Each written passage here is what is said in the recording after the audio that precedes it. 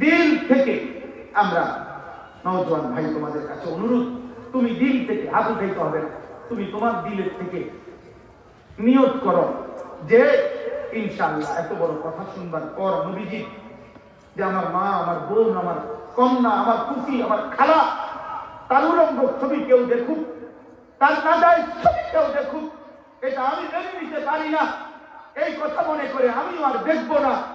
এই নিয়ত করলে নবীজি ওই যুবকের জন্য যে তিনটা দোয়া করছেন, সেই দোয়াটা আমিও করতেছি, আমাদের এই ওলামারাও করবে। তোমরা নিয়ত করলে ইনশাআল্লাহ আশা করি আল্লাহ ওই দোয়ার বরকত, রাসূলুল্লাহ সাল্লাল্লাহু আলাইহি ওয়াসাল্লামের জবানের বরকত তোমাদের উপরেও দেবে ইনশাআল্লাহ। নিয়ত করছো তো ভাই?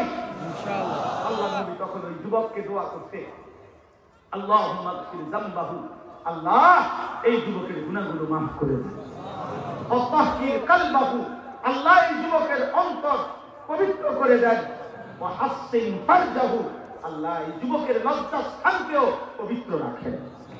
আল্লাহ তোমাদের নওজোয়ান যারা, আল্লাহ তোমাদের গুনাহগুলো মাফ করে দেন, আল্লাহ তোমাদের দিল সাফ করে দেন, আল্লাহ তোমাদের লজ্জাস্থানকে পবিত্র রাখেন। আল্লাহ তৌফিক দান।